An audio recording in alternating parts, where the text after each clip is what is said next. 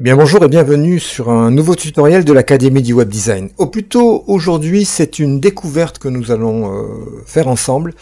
Nous allons découvrir la nouvelle AI de NVIDIA qui s'appelle NVIDIA Canvas.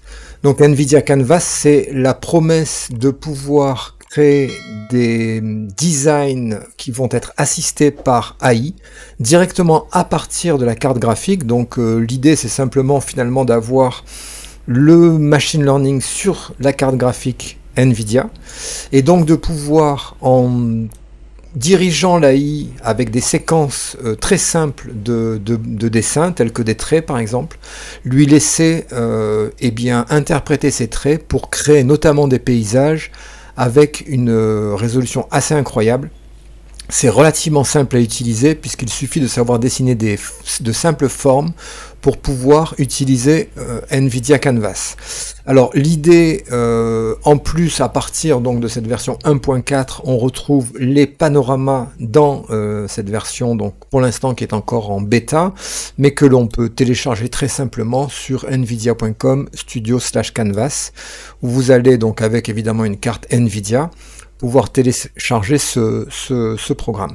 Alors on se retrouve tout de suite sur NVIDIA Canvas et voilà donc ce que l'on peut réaliser avec cette AI. Alors c'est assez incroyable, sur la gauche de l'écran on va retrouver donc la séquence de brush, de coups de pinceau finalement, on va appliquer sur le canvas et de façon, ça va être interprété sur la droite. Alors je vais vous montrer un exemple particulier, donc je vais repartir d'une image vide. Alors globalement l'interface se situe finalement d'une manière assez simple, puisqu'on a sur la gauche des outils qui sont le pinceau, la ligne, la gomme, le pot de peinture pour remplir, et puis le color picker, material picker pour récupérer des informations de design à partir des formes, et ensuite vous avez la taille de votre pinceau. Donc moi je me suis muni de ma tablette graphique.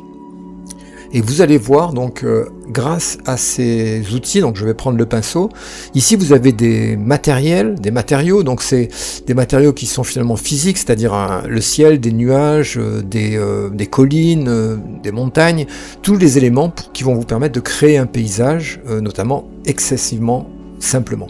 Donc on va commencer tout de suite par mieux vaut une image que 1000 mots, donc je prends les montagnes ici, c'est donc les collines, et il me suffit simplement avec le pinceau de tracer une ligne à l'écran, pour voir tout de suite sur la droite de l'écran, et bien finalement voir l'AI qui va générer directement l'image. Alors si ce matériel ne m'intéresse pas, mais si je souhaite y mettre plutôt des montagnes, eh bien je n'ai qu'à remplir la partie ici, et je me retrouve maintenant avec des montagnes. Alors c'est assez incroyable, c'est excessivement simple, là vous voyez maintenant je peux mettre des pierres, je peux mettre des graviers, et en fait je vais pouvoir, grâce au système de layer qui est au-dessous, cumuler finalement plusieurs couches d'informations. Alors là je vais par exemple dans le ciel rajouter des nuages, donc je prends l'outil Cloud, nuages, et là il me suffit simplement de dessiner très simplement des nuages, des formes, pour voir sur le paysage, sur la droite de l'image, apparaître les nuages que je suis en train de dessiner. Alors on a également des variations en termes de lumière, d'heure du jour, la nuit, etc. qui nous permettent d'avoir des choses absolument incroyables. Je peux rajouter par ailleurs des blocs de rochers, alors il va détecter les premiers plans des arrière-plans. Donc si je mets par exemple des blocs de rochers ici, eh bien ils vont apparaître à l'arrière-plan, et si je mets des blocs de rochers ici, eh bien ils vont apparaître sur le premier plan, là, ici. Donc il me suffit simplement de mettre des informations sur l'image. Je vais par exemple pouvoir mettre une rivière par exemple, qui parcourt mon paysage. Voilà, ensuite je n'ai plus qu'à remplir les endroits donc d'eau, et lui automatiquement donc va créer cette rivière ici. Alors on voit qu'avec les différentes... alors si je veux mettre des montagnes au loin par exemple, j'ai les montagnes ici, il suffit que je trace ici,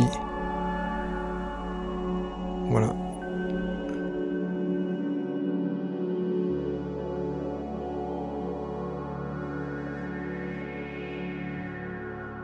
Et là, je vais pouvoir de cette façon-là créer un paysage. Alors, l'avantage des layers, c'est vrai, c'est que c'est bien, c'est que ça me permet d'avoir des couches successives.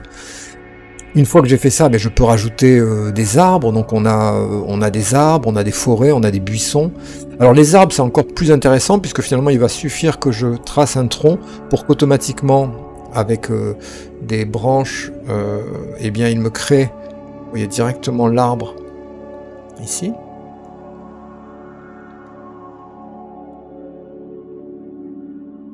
C'est excessivement simple en fait, hein. Et je peux mettre des buissons ici, voilà, comme ceci, des fleurs. Alors, je vais rajouter par exemple des fleurs ici.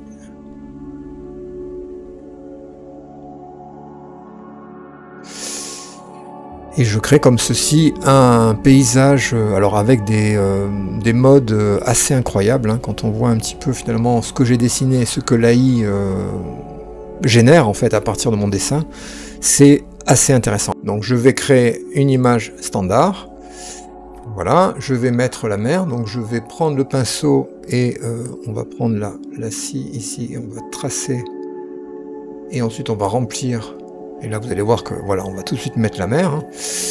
Et là vous pouvez comme ceci, eh bien voilà, générer absolument des paysages incroyables avec quelques coups de pinceau. Donc c'est assez intéressant. Ce qui est aussi très intéressant, c'est que sur les fonctions d'export, on va directement pouvoir envoyer ça soit sur un fichier EXR, c'est-à-dire pour notamment générer un HDRI pour la 3D, voire au format Photoshop avec les layers qui seront donc respectés sur la création, ou alors un PNG qui respectera la transparence. Donc ce programme est vraiment incroyable. On peut passer des heures à s'amuser à créer des paysages, vous voyez, rien qu'en remplissant les différents éléments. On peut créer des plages, etc. C'est vraiment quelque chose d'incroyable. Et ensuite on peut changer les ambiances en fait, hein, les ambiances pour avoir des choses, regardez ça. C'est absolument génial. Donc je vous conseille de télécharger la bêta pour tester ce programme. En tout cas, voilà, c'est ce que je voulais partager avec vous aujourd'hui. Je voulais partager ce programme qui est quand même assez incroyable. Si vous n'êtes pas abonné à la chaîne, eh bien abonnez-vous parce que je parle de beaucoup de sujets qui tournent autour du monde du digital. Merci si vous êtes encore ici, là avec moi pour découvrir mon contenu, et je vous dis à bientôt pour une nouvelle vidéo sur l'Académie du Web Design.